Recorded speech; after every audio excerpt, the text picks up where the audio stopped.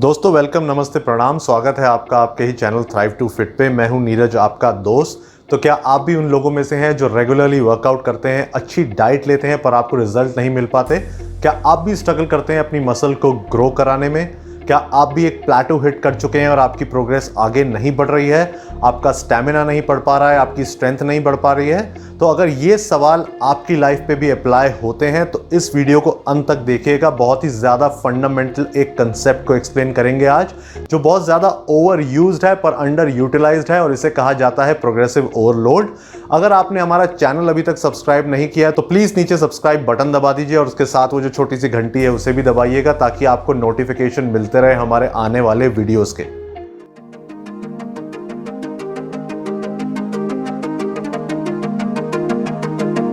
तो progressive overload कहा जाता है उस प्रोसेस को जिसमें आप अपने बॉडी के स्ट्रेस को, तनाव को धीरे धीरे ग्रेजुअली बढ़ाते हैं एक्सरसाइज करते हुए। जैसे जैसे आप बॉडी का स्ट्रेस लेवल बढ़ाते रहते हैं अपने वर्कआउट में, बॉडी भी कंपनसेट करती रहती है और अपना स्ट्रेंथ लेवल बढ़ाती रहती है इन पैरेलल। तो आगे बढ़ने से पहले मैं आपको प्रोग्रेसिव ओवरलोड का प्रिंसिपल एक स्लाइड के थ्रू समझा देता हूं। आप अपनी बॉडी पे डालेंगे लोड, बॉडी बनेगी स्ट्रॉन्ग और करेगी अडेप्ट अपने आप को उस लोड को झेलने के लिए। आप लोड बढ़ाएंगे, बॉडी अपने आप को फिर से एडजस्ट करेगी, अडेप्ट करेगी स्ट्रॉन्ग बनकर, और ये प्रोसेस एक साइकिल की तरह चलता रहेगा अगर आपको कॉन्टिन्यूअस रिजल्ट चाहिए। अब बात करेंगे प्रोग्रेसिव ओवरलोड को अप्लाई करने की, कि इसको अप्लाई करने के कितने तरीके हैं और इसे कैसे अप्लाई करना है, कितने पीरियड के लिए। तो आइए अब ध्यान से समझते हैं कि प्रोग्रेसिव ओवरलोड को बॉडी पे अप्लाई कैसे किया जाता है। क्योंकि इसमें वर्ड लोड यूज हुआ है, ज्यादातर लोग ये समझते हैं कि जो आप वेट लिफ्ट करते हैं उसे बढ़ाना ही प्रोग्रेसिव ओवरलोड कहलाया जाता है। ये गलत है। तो यह है वो 8 तरीके जिससे आप अपनी बॉडी पे प्रोग्रेसिव ओवरलोड डाल सकते हैं। आइए एक एक करके इनके बारे में बात करते हैं। सबसे पहला तरीका, इसकी हम बात कर चुके हैं और सबसे ज्यादा फेमस यही तरीका है कि जो भी आप वेट लिफ्ट कर रहे हैं एक्सरसाइज के दौरान, उस वेट को बढ़ा दीजिए। आपकी बॉडी पे लोड बढ़ेगा, आपकी बॉडी स्ट्रांग बनेगी उस वेट को उठाने के लिए, और आपकी मसल का साइज ग्रो होगा। दूसरा पॉइंट है कि जितने आप सेट्स कर रहे हैं एक एक्सरसाइज के, वो बढ़ा दीजिए। अगर आप बाइसेप कर्ल के कर रहे हैं 2 सेट, अगले वर्कआउट में अगर आप करेंगे 3 सेट, तो आपने अपनी बॉडी पे प्रोग्रेसिव ओवरलोड डाला, आपने ज्यादा मेहनत करी, ज्यादा स्ट्रेस पड़ा बॉडी पे। तीसरा तरीका है रेपिटेशन बढ़ाने का। तो अगर आप अगेन बाइसेप कर्ल का ही अगर एग्जांपल लें, अगर आप कर रहे हैं 8 रेपिटेशन, जो भी आप वेट उठा रहे हैं उसके अकॉर्डिंग, या आपका मैक्स वेट है, तो आप कोशिश कीजिए कि 8 की जगह आप 9 रेपिटेशन टारगेट करें और धीरे धीरे उसे 10 करें।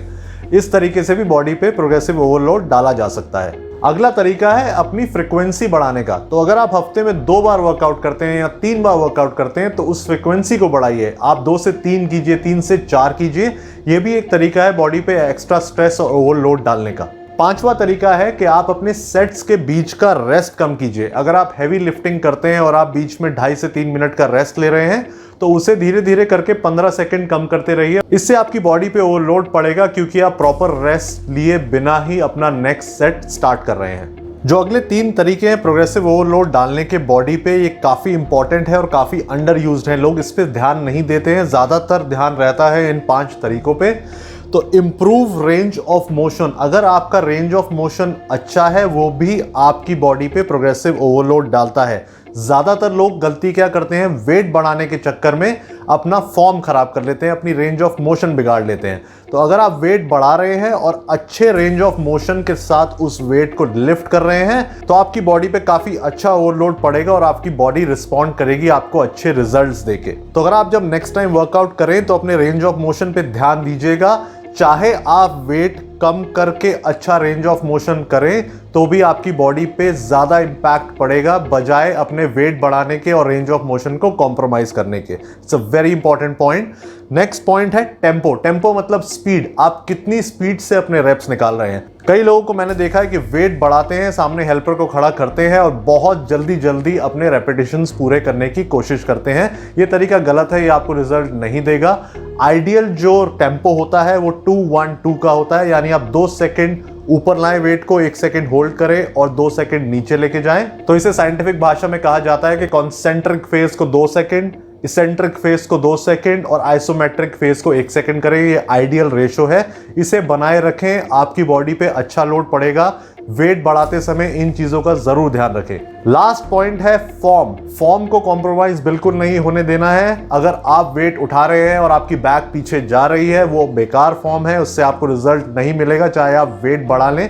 हाँ, आपको injury as a byproduct जरूर मिल सकती है। बहुत लोगों को अच्छे रिजल्ट मिलते हैं अगर आप इन 3 पॉइंट पे ज्यादा फोकस करें इन 5 की जगह। हमारा ध्यान यहां रहता है, चाहे वेट कम करके, चाहे रेपिटेशन कम करके, अगर अपना रेंज ऑफ मोशन इंप्रूव करते हैं, अपना फॉर्म इंप्रूव करते हैं, अपना टेम्पो आइडियल रखते हैं, आप देखिएगा आपको रिजल्ट बहुत अच्छे मिलेंगे। अब क्विकली बात करते हैं थोड़ी सी लिमिटेशंस की इन सारे तरीकों के साथ। स्पेशली पहले 5 तरीकों में है काफी ज्यादा लिमिटेशन, क्योंकि आप एक हद तक ही इन चीजों को बढ़ा सकते हैं। अगर आप नंबर ऑफ सेट्स की बात करें तो एक पर्टिकुलर एक्सरसाइज के आप 2 या 3 या मैक्सिमम 4 सेट कर सकते हैं। ऐसा नहीं है कि आप 8-10 सेट करने शुरू कर दें। उसी तरीके से अगर हम रेपिटेशन की बात करें तो आप 6 to 8, 8 to 10, 10 to 12 रेपिटेशन कर सकते हैं। You can not target 40 to 50 repetition, इसका कोई फायदा नहीं होगा और इतना टाइम किसके पास है। उसी तरीके से अगर फ्रीक्वेंसी की बात करें तो हफ्ते में 3 दिन, 4 दिन, 5 दिन, आप एक दिन में 2 बार एक्सरसाइज करके अपनी फ्रीक्वेंसी 10 या 12 तो नहीं कर सकते। तो इसलिए इन सब पॉइंट्स के लिमिटेशन है, सिवाय आपके रेंज ऑफ मोशन और फॉर्म के। टेम्पो में भी आपको ध्यान रखना है कि एक लिमिटेशन है कि आप जरूरत से ज्यादा स्लो ना कर दें अपनी मूवमेंट। इसका मतलब आपका वेट काफी हल्का है और उससे आपको रिजल्ट नहीं आएगा। आपकी चॉइस कि आप इनमें से कौन सा तरीका यूज करेंगे डिपेंड करती है आपके गोल पे भी। जो पावर लिफ्टर या वेट लिफ्टर्स होते हैं वो फोकस करते हैं सिर्फ वेट बढ़ाने पे। जो एंड्योरेंस एथलीट्स होते हैं वो कोशिश करते हैं कि अपना रेस्ट पीरियड कम करें सेट्स के बीच में ताकि उनका स्टेमिना बने। पर जो लोग हाइपरट्रॉफी चाहते हैं, जो लोग मसल ग्रोथ चाहते हैं, वो फोकस करते हैं combination of weight, repetition, sets, range of motion, form, इन सब का एक हेल्दी मिक्स आपकी बॉडी पे अच्छा प्रोग्रेसिव ओवरलोड डालता है। तो अब बात करते हैं कि आपको कब तक ये तरीके यूज करने हैं रिजल्ट लाने के लिए। क्या ऐसा है कि आप इन्हें नॉन स्टॉप हमेशा के लिए यूज करते रहेंगे और आपको कॉन्टिन्यूअस रिजल्ट्स मिलते रहेंगे? नहीं, ऐसा नहीं है। जब भी आप इनमें से कोई भी प्रिंसिपल यूज करेंगे या कोई भी तरीका यूज करेंगे, एक टाइम ऐसा आएगा जब आपकी बॉडी एक सैचुरेशन लेवल हिट करेगी और उसके बाद आपको रिजल्ट आने बंद हो जाएंगे और आप अपनी प्रोग्रेस भी आगे नहीं कर पाएंगे। चाहे वो वेट हो, चाहे रेंज ऑफ मोशन हो, चाहे टेम्पो हो, एक लिमिट के बाद वो चीजें रुक जाती हैं और रिजल्ट कम हो जाते हैं।